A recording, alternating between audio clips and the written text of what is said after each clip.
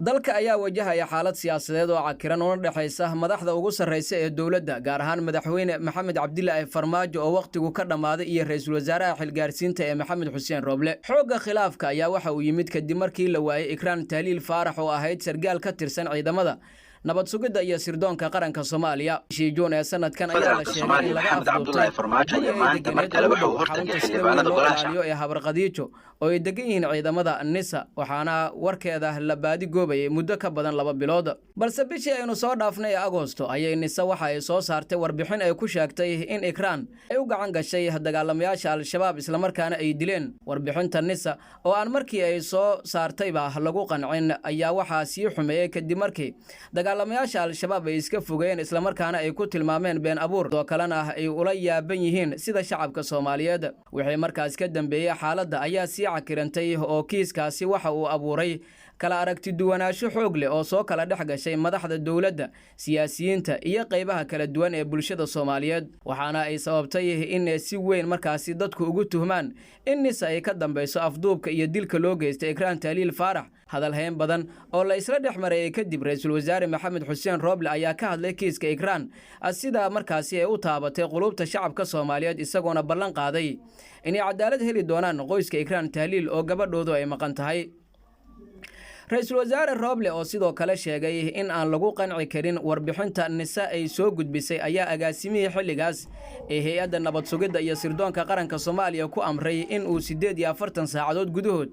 ku soo gudbiyo warbixin dhameystiran oo la xiriirta kiiska Ikraan Tahliil Faarax saacadihii la qabtay Fahad ayaa ku soo gudbiyay warqad jawaab ah oo uu ra'iisul wasaaraha uga dalbaday in la iskugu yeero golaha amniga qaranka si wada jir ahna loogu baaro kiiska Ikraan Tahliil Faarax balse ra'iisul wasaare Roble oo aan ku qancin jawaabta uga timid dhanka Fahad Yaasiin ayaa gaaray go'aan xasaasi ah oo siyaabo kala duwan uga falceliyeen siyaasiyiinta waxgaradka iyo shacabka Soomaaliyeed kaasoo ahaa in uu xilkii ka qaaday Fahad Yaasiin Xaaji Daahir oo ahaa agaasimihii NISA magacaabayna agaasimo cusub khilaafka ugu adag ayaana waxa uu dhashay kadib markii madaxweyne Maxamed Cabdilaahi Farmaajo uu gabi ahaanba ka soo horjeestay xilka qaadista Fahad waxa uuna sidoo kale sharci darro ku tilmaamay go'aanka uu ra'iisul wasaaruhu xilka uga qaaday agaasimihii nabad sugidda iyo sirdoonka qaranka Soomaaliya ee Fahad Yaasiin Xaaji Daahir madaxweyne Farmaajo ayaa magacaabay taliye cusub kaasoo ahaa taliyihii nabad sugidda gobolka Banaadir Yaasiin Faray kadib markii uu madaxweynuhu sheegay inuu istiqaalo soo gudbiyay Fahad Yaasiin Xaaji Daahir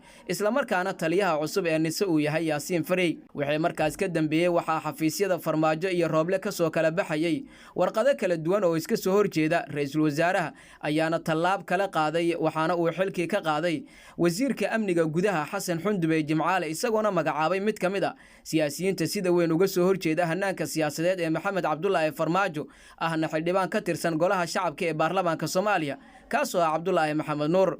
mar kale ayuuna madaxweynuhu ka hor yimid waxa uuna sheegay in uusan sharciyad u haysan ra'iisul wasaaruhu xilka qaadista wasiirkii amniga gudaha Xasan Xundubey Jimcaale maalmihii ugu dambeeyay waxa socday dadaallo la iskugu soo dhaweynayo labada dhinac balse kulamadii ay qaateen ayaa fashil ku soo dhamaaday kadib markii la isku afgaran waayay qaar kamid ah qodobada khilaafka dhaliyay gaar ahaanna waxa lagu kala tagay arrinta la xiriirta baarista kiiska Ikraan Tahliil Faarax oo ra'iisul wasaaruhu u gudbiyay maxkamadda ciidamada qalabka sida iyo xeer ilaalinta qaranka iyo sidoo kale magacaabistii Bashiir Goobe lama oga halka uu ku dambeyn doono khilaafkan balse shacabka Soomaaliyeed ayaa walaac ka muujinaya in uu saameyn xoogan ku yeesho hanaanka doorashooyinka dalka oo waqti